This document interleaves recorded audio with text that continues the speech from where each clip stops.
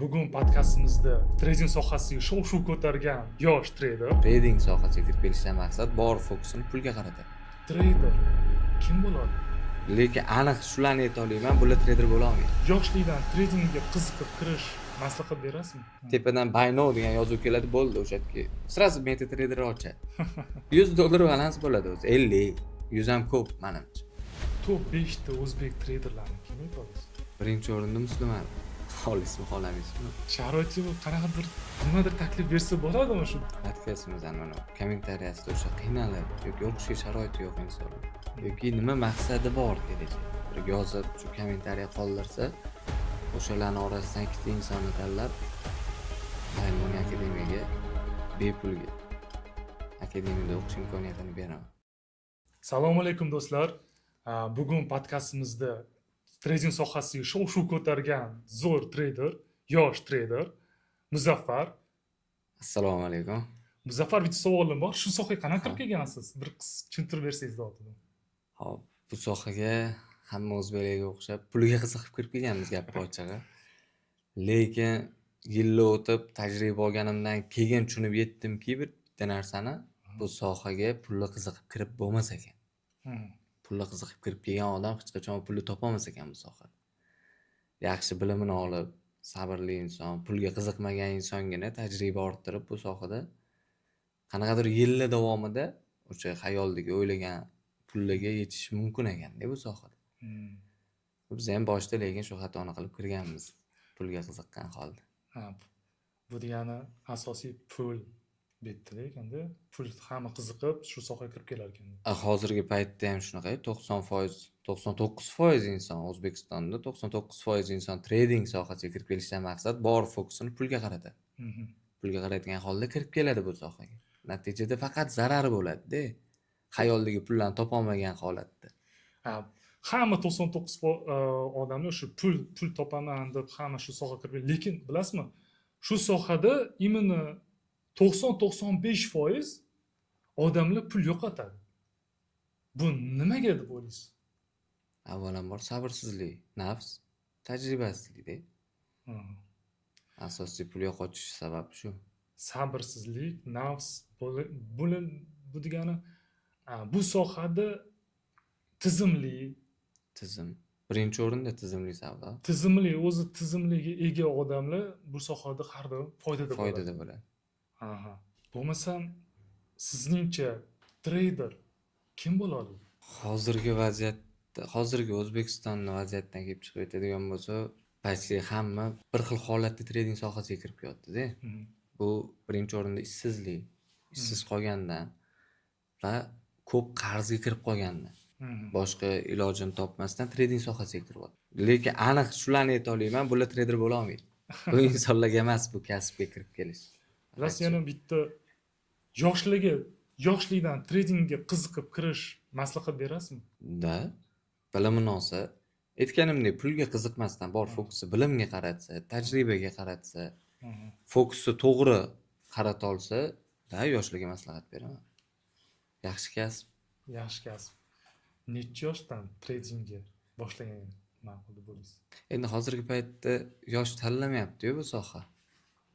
Har qanday yosh o'sha aqlini tanibdiki, trading deb turib kirib ketyapti. Hozirgi paytda yosh chegarasi yo'q, to'g'risi. Aqlni yig'ib olgan odam. Endi men o'zimning fikrim 18-19 yoshlardan deb o'ylayman. Mana shunaqa deb o'ylayman, shu 18-19 yoshdan kirib kelsa, bali aql hushi yig'ib olib, sabrli bo'lib, shu sohaga, chunki sabrli kerak, tushunib boshlaydi bu narsa. Kerak. Shunaqa ko'p savol beradiki, nimaga auditoriyasi ko'p kanallarda juda ko'p stop olishadi. Imенно mana shu signal berganda. Bular bitta qanaqadir brokerlar bilan kelishuv yo'qmikan? Nima deb o'ylaysiz? O'zbekistondagilarmi?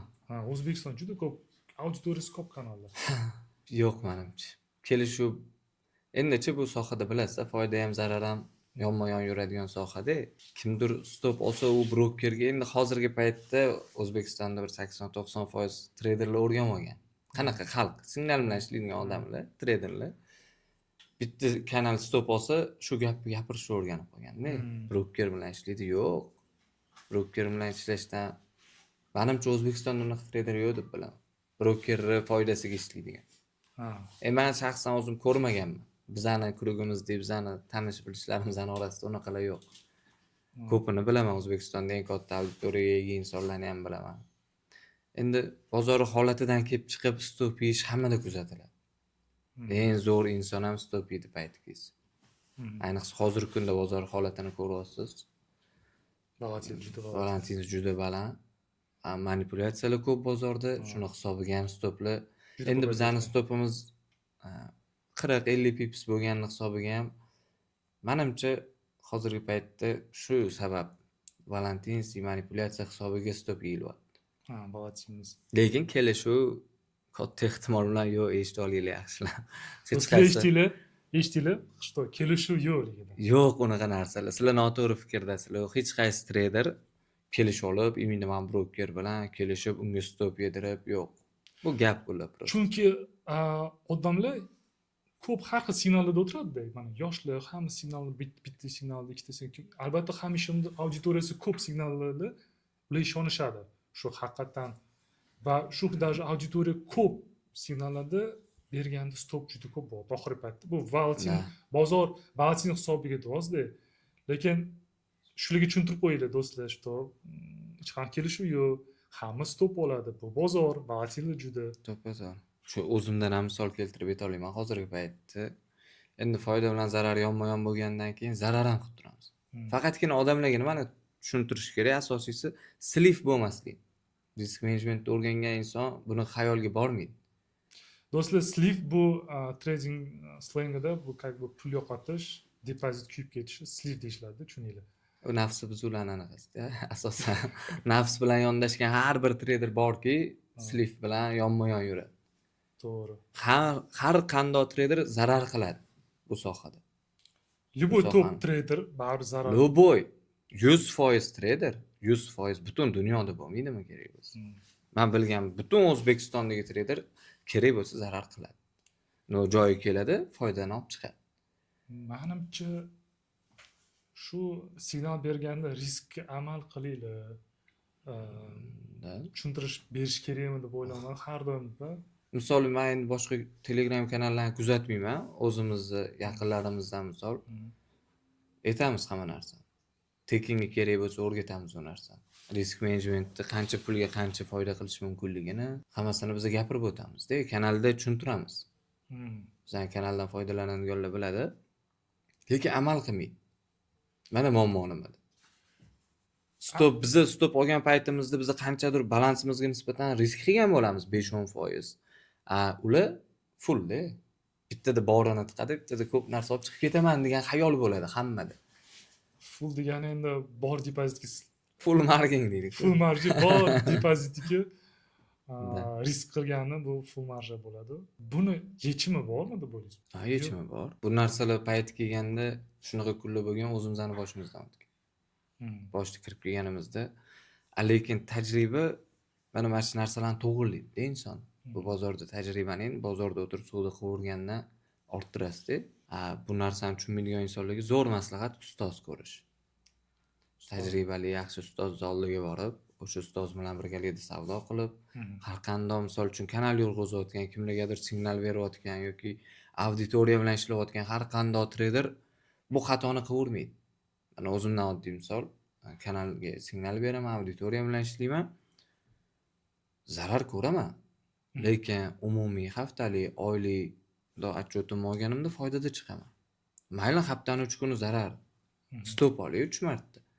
Lekin o'sha haftada harakat qilamanki, 4 marta take profit olishga. Tushunsa, lekin odamlar o'sha bir dona signalingizga bor hayotini tikaveradi-da. Mana deydi. Signal berasiz, kirib ham o'tirishga ulgurmaydi ular. Kirmaydi anaqagacha. Tepadan buy now degan yozuv keladi, bo'ldi o'sha yerga. Sirasi MetaTrader ochadi. $100 balans bo'ladi o'zi. 50, 100 ham ko'p menimcha. 50 ketdi o'sha yerga. Risk amal qilamiz. Yo'q, risk esdan chiqarib qo'yishgan. Bozor hamma pulni bitta topib chiqish maqsadi bo'ladi-da ularda. Mana shu narsalarni to'g'rilasagina menimcha juda ko'pchilik foydaga chiqadi bu sohada. Bu sohada pul olib chiqish mumkinligini men bilaman.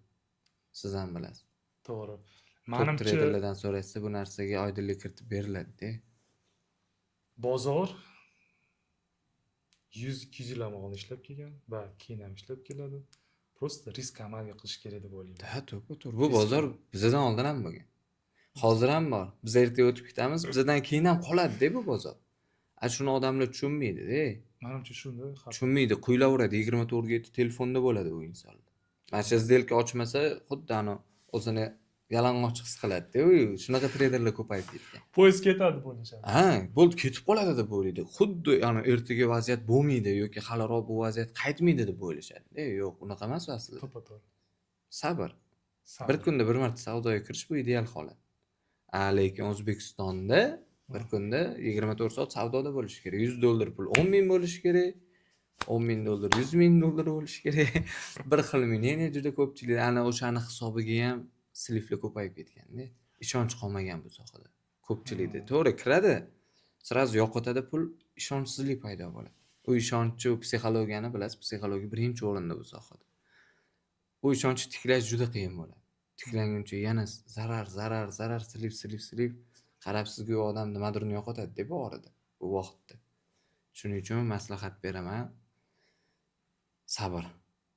24/7 savdo qilishdan foyda yo'q. Bir kunda bir mahal bitta yaxshi entry yetadi. Kanali ko'p auditoriyasi bor odamlar shu haftada bir martami yo live qilish kerak. Yo tushuntirib borish kerak shuni. Do'stlar, bu oxirgi kun emas. O'sha stop losslarga risk amalga qilinglar deb tushuntirib bersa, bari odam esdan chiqarib shu tushuntirishga o'tish kerak deb o'ylayman-da. Endi qo'pol bo'lsam aytaman, odamlarcha bugun eshitadi sizni. Chunki hamma O'zbekistondagi hozirgi yosh mana o'sha kanallardan, signallardan savdo qilayotgan hamma treyderlar xayolida bir xil gapda motivatsiya bering deydi. Motivatsiya bering menga deydi. Bugun berasiz, xo'p, o'sha live trade'da yo'qdingiz 5 minut gapirasiz, motivatsiya oladi, shijoat uyg'onadi, bu yoraman deydi. Bozorni yoraman, man zo'ra deydi-da. Ertasi kuni o'chadi-da. $5 yo'qotadi, u motivatsiya o'chadi-da, tushunasizmi? Motivatsiya kerak emas-da. Bizanikilar shu narsaga o'rganib qolgan. Yoshlarda hozirgi paytdagi treyderlarda asosiy muammo shu. O'zimni kuniga 100 talab inson treyderlar yozadi-da Instagramga. Motivatsiya bering deydi. Nima qiladi u motivatsiya? 5 minutlik motivatsiya nima keragi bor? U har qanday odamni kuzatiladi. Men ham sizga hozir o'tirib 1 soat motivatsiya bersam, siz ham shijoatingiz, "Voy, davay, to'g'ri yetyapti" deysiz-da, yonasiz. Yoki hali bir $5-10 yo'qotgan inson bo'ldi, o'chadi. Uxlab turadi, motivatsiya qoladi-da. Plan boshqa narsaga o'zgarib ketadi, bo'ldi. Undan ko'ra disiplina. Shuning uchun Eng zo'ri. eslab turish kerak. Foydasi yo'q deb bilaman. Foydasi yo'q deb balki bu ham bitta to'g'ri bir yordam bo'ladi-da. Shu motivatsiya berib turib, risk amal qilib deb haftada 1-2 marta live trading qilsa, shu auditoriya bilan ishlasa zo'r deb o'ylayman. Top 5 ta o'zbek treyderlarini kim ayta olasiz? Top 5 tami? Birinchi o'rin, ikkinchi o'rin, 3-4 shart emas, ha? Top 5 ta ayting. Bu endi o'zingiz bilasiz. Kim o'zingizni? O'zi O'zbekistonda juda ko'p yaxshi treyderlar bor. Mayli kimlardir yomon gapirar, kimlardir nimadir deyir, lekin o'zimiz uchun bilamiz kim nimaligini. Birinchi o'rinda Muslim Ali. Xolismi, xolamaysizmi? Buni inkor qilib bo'lmaydi. Hozirgi paytda O'zbekistonda eng auditoriyasi katta ham, natijasi bilan gapirayotgan, qilgan ishlari bilan ko'rinayotgan va strategiyasi bilan o'zidan bir nom qoldirgan shaxs sifatida aytaman u insonni Muslim Ali. Birinchi o'rinda Muslim Ali. Buni inkor qilib bo'lmaydi. Ikkinchi o'rin Shohjahon aka deydi-ku. Shohjahon Eshniyozov. Birat. Ko'p ekan lekin. Ko'p Back trader. back trader. Ularni ham juda ko'pchilik taniydi. Back trader ham juda to'pli treyderlar qatoriga qo'shsa bo'ladi u inson. Aniq. Yana kim yaqinlarimiz endi hozir uni aytsa bu noto'g'ri tushunadi. Andijonlik Muhammadjon bo'la qolsa. Magdak. Juda ishlashi yaxshi u bo'ladi. Kuzataman, o'zim ham kuzatib turaman. Kanalni kuzatmayman, o'zini bilim darajasini bilaman. Yaxshi savdolar qiladi. Magdak bu nickname ili Telegram kanali? Telegram kanali Magdak deyishadi.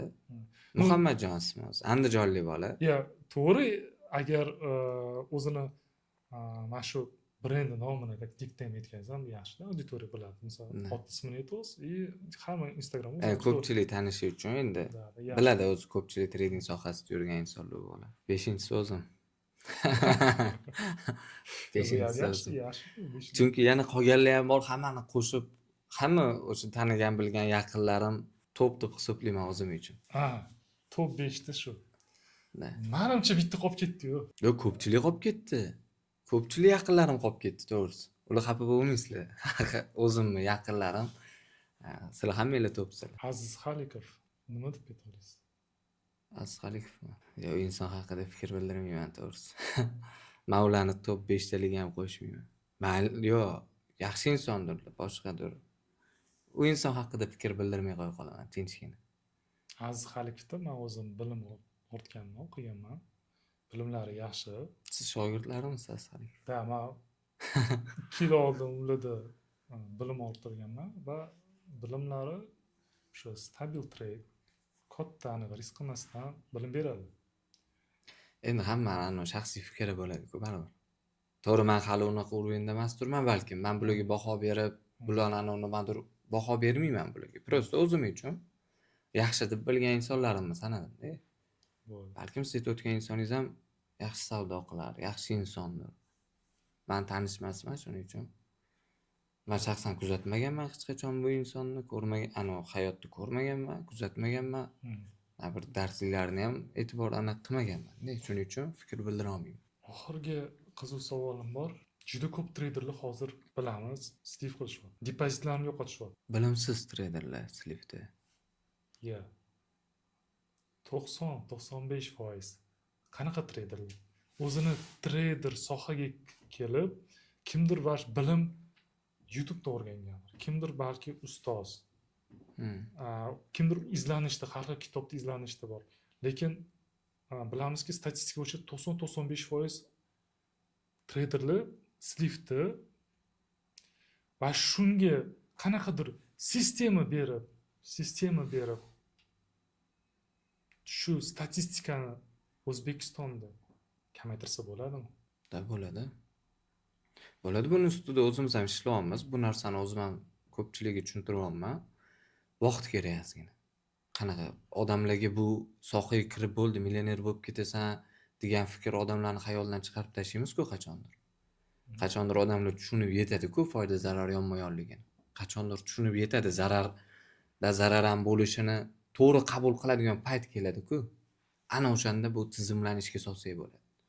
Lekin hozirgi paytda unaqa narsa yo'q odamlarda. Asosiy muammo bu birinchi o'rinda bilimsizlik.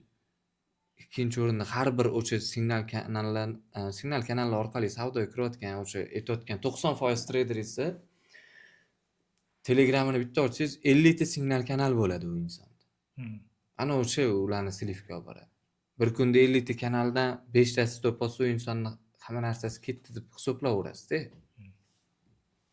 Bilimsizlik ko'p signal kanallarda o'tirib va shu signallarga qarab juda ko'p bitim savdoga kirishga bu minusga olib keladi. Uchinchisimi? Bilimsizlik, signal kanal. Uchinchisi nafs. Nafs, обязательно nafs. Bu aniq. Qoniqmaslik-da. Qoniqmaydi. Men juda ko'pchilik aytaman. O'zbekiston sharoitida bir kunda o'rtacha 20-30 dollar topsa, bilasiz, 20-30 dollar topish uchun 1 soat vaqt yetadi. Yaxshi vaziyatda kutasiz, 50 dollar balansingizga ham topsangiz bo'ladi. Minimal risk qilgan holatda. Endi uni oylik yoki haftaliga chaqib ko'rgisi kelmaydi hech kim. Chunki 50 dollar tashlagan odamning orqasida 5000 dollar qarzi bo'ladi. 50 dollar depozit qilgan insonni 5000 dollar qarzi bo'ladi. Bitta interest 50 dollar foyda ko'rsatadi bozor, beradi. Uni maqsadi xayolda bir xilda. Yo bu ko'proq bo'lsin, qarzimni yopishim kerak-ku deydi. Natijada olmaydi u foydani. Bozor unga qarshi yuradi, обязательно sliv bilan tugaydi oxiri bu narsa. Qoniqtirmaydi, qoniqish yo'q. Hisob kitob qilishni bilishmaydi haligacha, bu aniq. Mayli, balkim negativ yozishar, boshqa qilar. Lekin haqiqat. Hisob kitob qilib, mayli bir kun 10 dollar yo'qotdim, 20 dollar yo'qotdim, 30 dollar yo'qotdim. Lekin yana bor-ku 20-30 dollarim. Keyin mana shuni yo'qotdim, to'xtay, ertangi kunni harakat qilib ko'ring. Xudo Bitimga xohlasa rizqim kamroq uzilmagan bo'lsa, ertasi kuni yana ko'zni ochib, yana bitimga kirsa bo'ladi. Yana savdo qilsa bo'ladi. O'sha kuni balkim foydada yopar. Ertasi kuni yana vaqti bor. Ana shu narsalarni tushunmaydi. Juda ko'pchilikning xatosi mana shunda. Ana o'shaning uchun bizni yaratgan tizimimizni olib kirishga hali voqli. Chunki odamlar u narsani avvalambor u narsani tekinga beramiz deganmiz. Tekinga beramiz. Lekin qadriga yetmaydi bu bir. Ikkinchidan tushunmaydi bu narsa. Ularning miyasiga o'tirib bo'lgan o'sha infantsiyaganlik, o'sha noto'g'ri tizimlar, noto'g'ri savdolar o'tirib bo'lgan hammaning miyasiga. Uni oldin tozalash kerak ularni. Chunki juda ko'p sohada juda ko'p Telegram signal kanalda va shu yoshlar har xil signallarga kirganda Steve ko'payib ketyapti. Endi menda yana bitta savolim bor sizga. Shu yoshlarga ustoz tanlaganda nimaga ahamiyat berish kerak? Trading sohasida o'ziga ustoz tanlaganda nimaga ahamiyat berish kerak ko'proq? Ko'proq ahamiyat beradigan narsasi avvalambor kimga shogird tushmoqchi bo'lsa, borib birinchi suhbatlashish kerak u inson bilan. Imkon qadar suhbatlashish kerak. Uni nimasi qiziq bo'lishi kerak? Bozorni ko'ra olayotgan holatlari u shogirdga qiziq bo'lishi kerak. Qanaqa savdo qilyapti u inson? Qayerda bitim ochyapti? Kanalda nima deyapti? Nimani targ'ib qilyapti? Nimani o'rgatyapti bu inson? Ana o'sha birinchi o'rinda bo'lishi kerak. Bizda unaqa emas u. Bizda hozir kimdir shogird bo'lib tushmoqchi bo'lsa, shotingizni ko'rsating. Ishlatgan pulingizni ko'rsating. O'shanga qaraydi, balansingizga qaraydi. Yoki nima qilganingizga qaraydi. Yurayotgan bilasiz, 80% trader bizda faqat media hayotda yashaydi. Juda bu ommaviy narsa bu. Rentgar haydab yursa ham, ana odamlar o'shanga qiziqadi. Mashinasiga qiziqadi, uyiga qiziqadi, tushunasizmi? Qanaqadir ikki og'iz ana o'zida bo'lmagan pullarni ko'rsa, unga qiziqib ko'radi. Shu narsalarga qiziqib shogird tushadi, asosiy odam. Natijada unda o'qib chiqib bilim orttira olmaydi, hech nima qila olmagandan keyin borib boshqasiga yana shogird tushadi. Ana ustozi yomonga chiqadi. Borgandan keyin обязательно yomonlaydi narigi ustoz. Lekin o'ylamaydi. Endi avvalambor erkak kishimiz har doim aybni birinchi o'zimizdan qidirib ko'rishimiz kerak-da. Xatoni biz qilamiz, u emas-ku. U bizani misol uchun shuncha odam orasidan tortib olib kelmaydi-ku, keyin o'qiysan. O'zi boradi xohishi bilan. To'g'ri. Bunga kerakli narsani so'rashi o'rniga tepasida so'raydimi? Qancha foyda qilyapsiz? Mana shunaqa narsalar, nima mashinada yurasiz? Nima ish, nima olgansiz? Shotingizda qancha bor? Bir xil tema hammada. Xudoy menga boshqacha rizq beradi. Meni yo'lim boshqacha taraflamoqchilik. Misol uchun. Sizga unaqa rizq bermagandir Xudoyim, balkim bilib bo'lmaydi, balkim ko'proq bergandir, balkim kamroq. Bu narsalarni tushungingiz kelmaydi, juda ko'pchilik. Juda ko'pchilik mana shogird bo'lib kelayotgan insonlar shu narsaga qaramaydi. Siz bilan solishtirishni boshlaydi. Kelishi bilan sizni natijangiz bilan solishtiradi. Men ham qilsam shunaqa bo'lar ekanman deydi. Men ham shuni o'qisam, mana bunaqa mashina haydar ekanman. Yoki bunda ko'tarsa nimadir bo'lib yotgan bo'ladi orqa. Tushunasizmi? Mana xato. Hamma o'qishga borayotgan, mana shu akademiyalarga borayotgan insonlarning birinchi xatosi shu.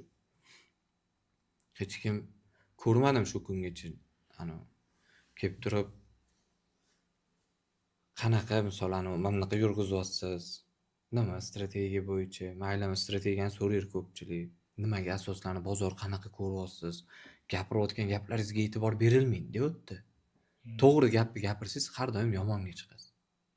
To'g'ri, haqiqatni gapirasiz kelgan insonga. Sizni yomon ko'radi u inson.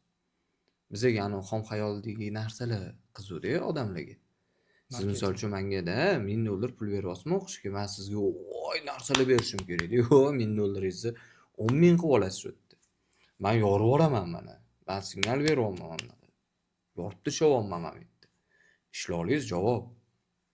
Odamlar shu narsani xohlaydi. $1000 bersam qachon foydaga chiqaman? Xudoyim qachon yozgan bo'lsa o'shanda chiqasan. Yozgan bo'lsa agar senga bu sohadan rizq yozilmagan bo'lsa chiqmaysan. Men senga avliyo kelib o'rgatgan taqdirda ham Xudoyim rizqini shu sohadan bermagan bo'lsa u bir tiyin. Mana muammo qildi. Mana odamlar nimani tushunmaydi haligacha. Yo'q, ana natija qildim, men ham qilishim kerak. Bu qildim, men mana shuni o'qidim, demak men ham natija qilaman deydi. avvalambor Xudodan sababini qilib ko'rish kerak. Yozilgan bo'lsa oladi. Yozilmagan bo'lsa qiyin. Men kimdan o'rgangan taqdirda ham men 50 ta trader kelib o'rgatmaydimi? Rizqi yozilmagan bo'lsa foydasi yo'q bu sohada ham. Buni lekin hozirgi yoshlar tushunmaydi. Ana shu pul berdim-u, boyib ketishim kerak deydi. O'qishga pul to'ladim-u, zo'r bo'lib ketishim kerak deydi. Lekin men tushunmayman, eploliymanmi yo'qmi degan narsa yo'q. Pulni olgan odam обязан bo'lishi kerak-da u inson. Shunaqa tasavvurda-da hamma inson. Ana o'shaning uchun ham haligacha juda ko'pchilik zararda, avvalambor zararda bu sohada. Juda ko'pchilik inson silifda, mana shunaqa silifga yuz tutyapti, boshqa qilyapti. Qachondir Xudo xolisa tushunganda soha boshqachasiga rivojlanishni boshlaydi. Men o'ylashim bo'yicha hali bor, bir hamma tushunib yetguncha bir 4-5 yil bor deb bilaman O'zbekistonda. 4-5 yil. 4-5 yildan keyin hamma to'g'ri tushunadi. Elinglanadi. Elingdan hamma o'tadi. Hamma kirib oldi-yu hozir bu yoqqa. To'g'ri. Butun O'zbekiston kirib oldi trading sohasiga. U elinglanadi baribir. O'sha elingdan o'tganlar qoladi. O'sha taslim bo'lganda to'xtaydi. Meniki emas ekan deb tushunib yetganda to'xtaydi o'sha payt. Unaqa etapga ajratish uchun bir 4-5 yil bor deb bilaman hali O'zbekistonda. Vaqt ko'rsatadi. Hammasiga vaqt davo. Vaqt ko'rsatadi sanki. To'ppa-to'g'ri. Bitta savol bor. Yoshlar shu sohaga kirmoqchi, lekin ota-onasi qarshi. Nima maslahat berasiz? Yoshlarga Da.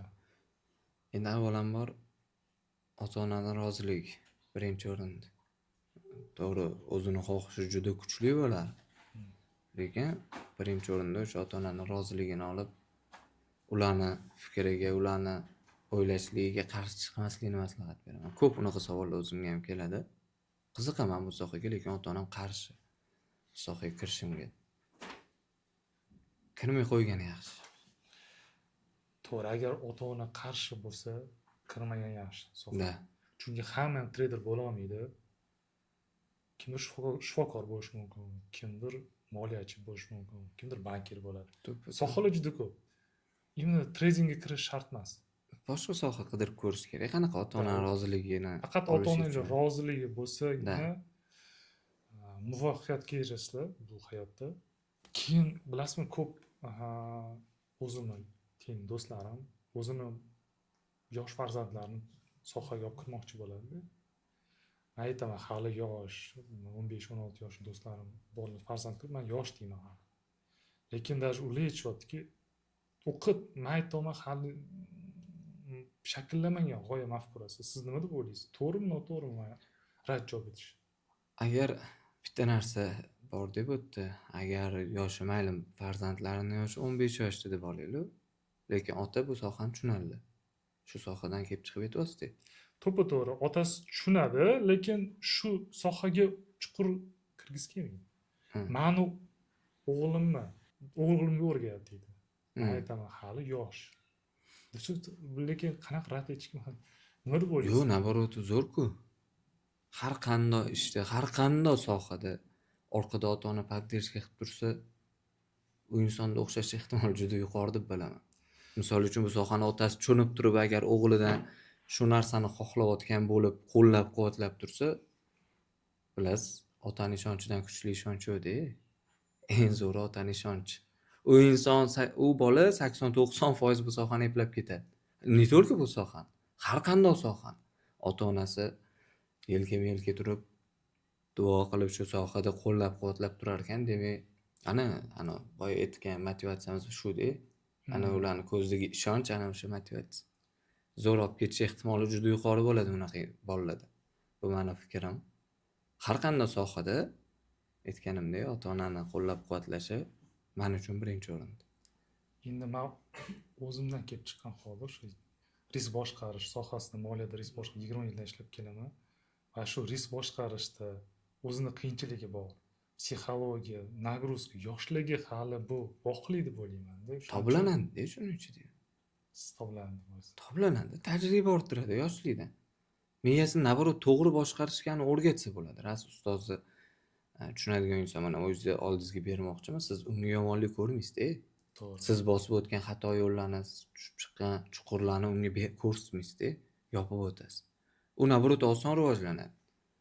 Siz hozirgi holatingizdagi tajribangizni 16-17 yashar bolaga berasiz. To'g'ri, qanchadir qisman tushunmay qolishi mumkin bu narsalarni. Hayotiy tajribasi kamligini hisobiga tushunmay qolishi mumkin. Lekin sohani o'zlashtiradi lekin. Biz aytayotgan nafslar u bolada uyg'onish qiyin bo'ladi. U bola faqatgina bilimga asoslanib rivojlanadi, bilimga, tajribaga. Sizni gaplaringiz unga уже singib ketadi yoshlikdan. Siz unga xolismi xohlamaysizmi, to'g'ri yo'l ko'rsatasiz-ku.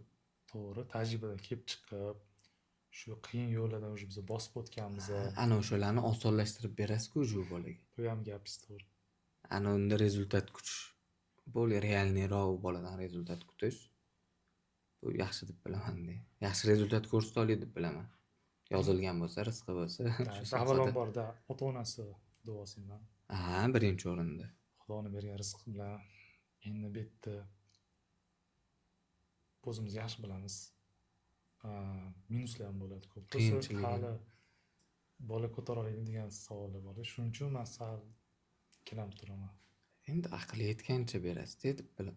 Aqli yetgancha. Misol uchun menga shunaqa bola kelsa, ota-onasi kelib qo'lidan ushlab, mayli 15 yashar bo'lmaydimi? Qo'lidan ushlab turib ota-onasi men поддержка qilyapman, mana men qo'llab-quvvatlayman, men bolamga ishonaman desa, men oldimga olib kelib, shaxsan men olaman unaqa. Niyya toza. U bolani xolismi, xohlamaysizmi, ko'chada qarzi yo'q. Kelayotgan 90% odam qarzga kirib keyin keladi oldimizga. U bola zo'r-ku, psixologiyasi qo'limdan kelgancha zo'r maslahat beraman. U men uchun, meni karyeram uchun zo'r shogird bo'lib chiqish ehtimoli juda yuqori bo'ladi. Qaratgan fokusimga arziydigan natija ola olaman deb bilaman unaqa bolalardan. To'g'ri, bir eshitganim shu yoshlar tez, misol uchun yosh bola shu sohaga kelib kichkina daromad qilsa, misol uchun $25, $30 u qoniqadi shu pulga va depozitini ko'paytirishga harakat qiladi. Lekin yosh katta sohaga kelganda kichkina depozitga qoniqmaydi, $20-30 qolib va risk kattalashtirgisi keladi. Shu risk kattalashtirgan hisobiga minuslar ko'payib ketadi. Yoshlarda sekin-sekin. Shuning uchun yoshlarga shu bilim to'g'ri berib rivojlantirsa, tez olib ketadi. Tez olib ketadi. Ham o'zini qanchadir katta anaqa balansga chiqib olish imkoniyati yuqori bo'ladi-ku bola. U bolani ro'zg'ori bo'lmaydi. U bolani farzandi bo'lmaydi, tashvishi bo'lmaydi, qarzi bo'lmaydi, ortiqcha xayollar bo'lmaydi u bolada. U bola yashayversa bo'ldi ota-onasi uchun. Ana u boladan rezultat kutsangiz bo'ladi. Endi hozir 21-asrda yashayapmiz. To'g'ri. Hozirgi bolalar 2 yashar bola telefonni tushunyapti-ku hozir. 2 yashar. Endi 16 yashar bolaga bu qiyin bo'lmaydi deb bilaman. 15 yashar bolaga. Kerak bo'lsa shunaqa bolalar bor. Mendan yaxshi tushunadigan bolalar bor kompyuterlar, programmalarni. To'g'ri, u bolaning hayotiy tajribasi yo'qdir. Lekin bunaqa temada miyasi juda umli bolalar bor-da. Eng yosh shogirdingiz necha yosh? Eng yosh shogirdim 14 yoshda qabul qilganman mana. 14 yosh. Bor shunaqasi. Hozirgi paytda mana 3 yil bo'ldi. O'sha bola kelganiga, yonimda yurganiga 3 yil bo'lgan. Tasavvur qilasizmi, u bolani hech kim ko'rsatib anaqa qilmayman. Hali beri, hali bor ko'rsatishimizga. Lekin bor, mana boshimdan o'tkazganman. Men davolniyman undan. Bo'lib qolganligiga nisbatan men undan ko'nglim to'qroq. Siz necha yoshda sohaga kirdingiz? Men 22 yoshimda mana. 22mi, 21mi? Mana shunaqa atrofda. Biz kech boshlaganmiz. Yaxshi, zo'r. Ishingizga muvaffaqiyat tilayman. Rahmat. Muzaffar kattakon rahmat. Ulashgan bilimlaringiz bilan bizga mana shunaqa hozirgi trading sohasidagi tushuntirishlar berganingiz uchun va shu sohada hozir qiynalganlar, ko'pchilik minusda bo'lganlar uchun biz kichkina bo'lsa ham suhbat hozir qurdik.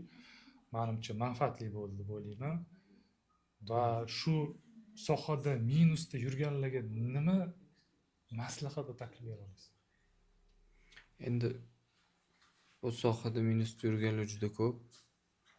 Ularga hozirgi paytda maslahat berganim bilan zararda yurgan insonlar qulog'iga kirmaydi. Lekin qo'limdan kelgancha qanaqa?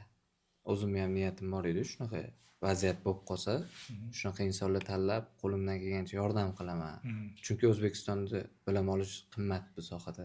Xabaringiz bor, juda qimmat ana. Oxirgi paytda juda chek ko'tarib ketgan, Juda juda hamma qimmat hisoblanadi. narxi ko'tarib ketgan. Pro kurslar, har xil kurslar bor.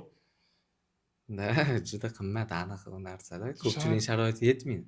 Sharoiti qanaqadir nimadir taklif bersa bo'ladimi shu yaxshi bilimlaringizdan, такой sistemalaringizdan ayrim odamlarga auditoriya nimadir bersak bo'ladimi? Bir narsa aytib o'tmoqchiman hozir. Mana shu YouTube'da qisqa mazmunli podkastimizdan mana kommentariyasida o'sha qiynalib yoki o'qishga sharoiti yo'q insonlar yozishsan qanaqadir maqsadi bo'ladi-ku inson. Yuraylikcha. Желание shu sohaga kirish maqsadi. Nima maqsad kirgan yoki nima maqsadi bor kelajakda. Bir yozib shu kommentariya qoldirsa, o'shalarning orasidan ikkita insonni tanlab Laymun akademiyaga bepulga akademiyada o'qish imkoniyatini beraman. Faqat o'qish kerak, uni kommentariyada ularning fikrini bilish kerak. Bu sohaga kirishdan maqsad nimaligini o'qib ko'rishimiz kerak. Do'stlar, eshitdinglar?